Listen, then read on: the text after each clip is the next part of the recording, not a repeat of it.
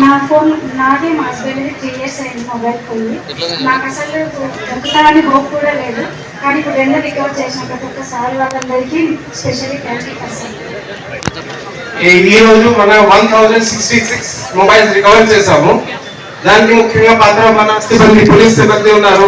ప్రతి sub division నుంచి వచ్చిన వాళ్ళు, మన సైబర్ ఇన్స్పెక్టర్ అందరికీ చాలా గట్టిగా పని చేసిన తర్వాత వేరే డిస్ట్రిక్ట్స్ నుంచి, వేరే కొన్ని సందర్భంలో కొన్ని వేరే స్టేట్స్ నుంచి కూడా తీసుకొచ్చారు. సో చాలా కష్టపడి చేసిన వాళ్ళు మన పోలీస్ సిబ్బందికి ఒకసారి నేను థ్యాంక్ యూ చెప్తాను మీ సైడ్ నుంచి కూడా. అండ్ ఇప్పుడు మన మొబైల్ చాలా ఇంపార్టెంట్ ఉంది మన కోసం. అన్ని సెన్సిటివ్ డేటా, మీ పాస్వర్డ్స్ కానీ, మీ డేటా, మీ కాంటాక్ట్స్, మీ ఫోటోస్ చాలా ఉన్నాయి దాంట్లో. సో ముఖ్యంగా మీ ప్రైవసీ కోసం మీ దాంట్లో పిన్ ఖచ్చితంగా పెట్టాలి. లేకపోతే వేరే వాళ్ళు చేసి మీ ఏటీఎం కార్డ్స్ కానీ, బ్యాంక్ అకౌంట్ కానీ హ్యాక్ చేయవచ్చు. సో అందరూ దాంట్లో పాస్వర్డ్, పిన్స్ ఖచ్చితంగా పెట్టండి. తర్వాత మీ మొబైల్ వేరే లాస్ట్ అయితే మీ వెంటనే ఒక నంబర్ ఉంది మన చాట్ బాట్ కి, అక్కడ మెసేజ్ చేయవచ్చు. ఆ నంబర్ పైన మెసేజ్ చేస్తే అన్ని డీటెయిల్ అక్కడ పెట్టవచ్చు. కొంతమంది ఇప్పుడు వెళ్ళాలి స్టేషన్ వచ్చి ఫిర్యాదు ఇచ్చారు, అది కూడా అవసరం లేదు మనకి. ఇప్పుడు మన కొత్త పోలీసింగ్ లో టెక్నాలజీ వాడుకోవాలి. సో మీ ఆ మెసేజ్ కి మనకి అన్ని డీటెయిల్స్ ఇస్తే మన వాళ్ళు కష్టపడి చేసి రికవరీ చేస్తారు. అండ్ మళ్ళీ నేను కోరుకుంటాను మీకు మళ్ళీ మొబైల్ లాస్ చేయొద్దు, జాగ్రత్త పెట్టుకొని. కొంతమంది దగ్గర ఇప్పుడు 2 ఫోన్స్ ఉన్నాయి, జాగ్రత్త పెట్టుకుని 2 ఫోన్స్.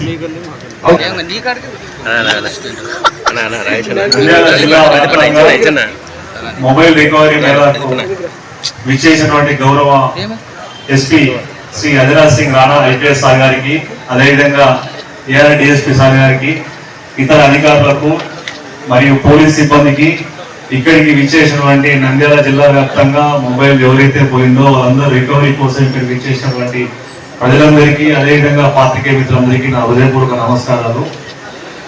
ఈ మొబైల్ అనేది దైనందిక జీవితంలో మనకి ఎంత ఇంపార్టెంట్ అనేది మీ అందరికీ తెలుసు. ప్రస్తుత కాలంలో మొబైల్ లేకుండా మనం ఏ పని చేసే పరిస్థితుల్లో లేము.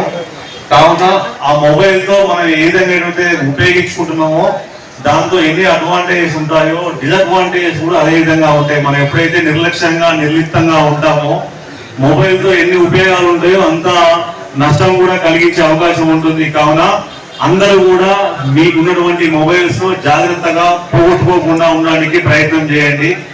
దైనందిక జీవితంలో మొబైల్తో చాలా అవసరాలు ఉంటాయి. ప్రస్తుతం ఉన్నటువంటి ఈ కాలంలో డిజిటల్ ట్రాన్సాక్షన్స్ తో సహా పర్సనల్ విషయాల్లో ప్రతిదీ కూడా ఏ పని కావాలన్నా కానీ మనం మొబైల్తోనే చేసినటువంటి టెక్నాలజీలో ఉన్నాము.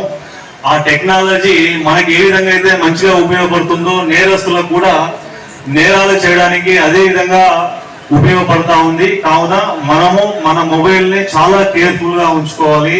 ప్రతి ఒక్క మొబైల్ కి పాస్వర్డ్ సిస్టమ్స్ ఉంటాయి, వాటిని అన్నింటినీ కూడా ఉపయోగించుకోవాలా. ఒకసారి మన మొబైల్ కనుక నేరస్తుల చేతికి వెళ్ళింది అంటే చాలా ప్రమాదాలు ఉంటాయి.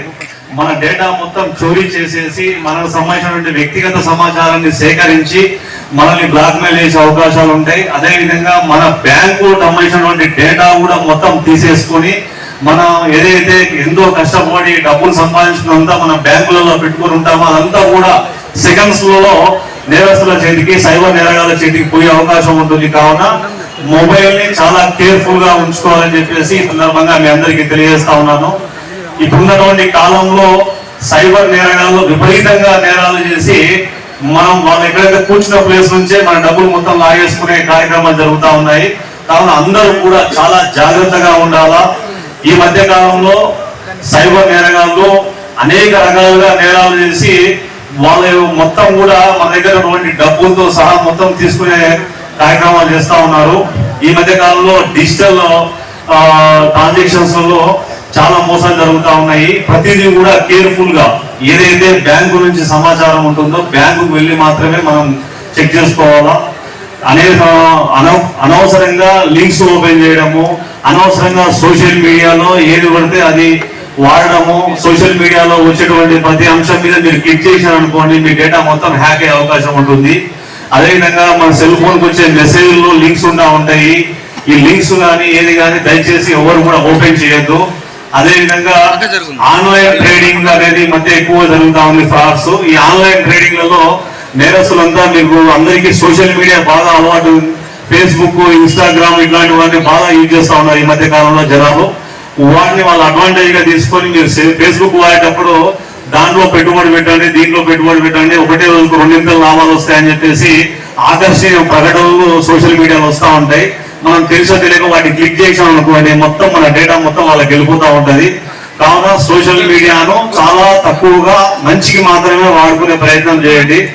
డిజిటల్ అరెస్ట్ అని కొత్తగా వస్తా ఉన్నాయి మధ్య. ఆన్లైన్ లో నేరస్తులంతా మీ కొడుకులు, మీ పిల్లలు, వాళ్ళు వీళ్ళు మొత్తము ఫలానా డ్రగ్స్ వాడుతా ఉన్నారు, లేదంటే ఫలానా నార్కోటిక్స్ తీసుకుంటా ఉన్నారు, మేము అరెస్ట్ చేస్తున్నాం అట్లాంటి అని చెప్పేసి, మేము అరెస్ట్ చేయబోతున్నాం అని చెప్పేసి ఆన్లైన్ లో చెప్తా ఉన్నారు. అది కూడా ఎవరు నమ్మొద్దు.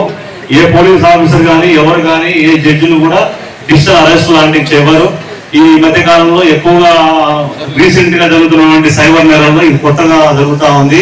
అదేవిధంగా షేర్ మార్కెట్స్ అని చెప్పేసి ఆన్లైన్ లో షేర్స్ పెట్టిస్తామని చెప్పేసి కూడా ఇటువంటి మోసాలు ఎక్కువ జరుగుతూ ఉన్నాయి. అదేవిధంగా ప్రజలందరూ కూడా లోన్ యాప్స్ లో ఎక్కువగా బాధితులు ఉంటా ఉన్నారు. ఈ లోన్ యాప్స్ అనేటువంటి చాలా ప్రమాదము. ఈ లోన్ యాప్స్ ను మనం ఎంత తక్కువగా యూజ్ చేసినట్లయితే అంత మంచిది. ఈ మధ్య కాలంలో చాలా మంది కూడా లోన్ యాప్స్ నుంచి వచ్చే బెదిరింపులు తట్టుకోలేక సూసైడ్ చేసుకొని చనిపోయేది కూడా జరుగుతూ ఉన్నాయి. లోన్ యాప్స్ లో ఆన్లైన్ లో వచ్చేటువంటి ఈ లోన్ యాప్స్ కూడా మీరు నమ్మొద్దు, వాటిలో డబ్బులు తీసుకోవద్దండి. ఒకసారి డబ్బులు లోన్ యాప్స్ లో తీసుకున్నట్లయితే వాళ్ళకి సంబంధించి మొత్తం మన డేటా, మన సెల్ ఫోన్ లో ఉన్న డేటా మొత్తం వాళ్ళు చోరీ చేసేసి మీరు పొరపాటున కూడా డబ్బులు కట్టలేదనుకోండి, మీరు మీ సంబంధించినటువంటి మీ మొబైల్లో ఉన్నటువంటి డేటా వాళ్ళకి చేరుతా ఉంటది. దానిలో ఉన్నటువంటి మన సంబంధించినటువంటి పర్సనల్ ఫోటోస్, మన ఫ్యామిలీ ఫోటోస్ అన్నింటినీ మార్పింగ్ చేసేసి మళ్ళీ మనకే పెడతారు, పెట్టి బెదిరిస్తారు. బెదిరించి మన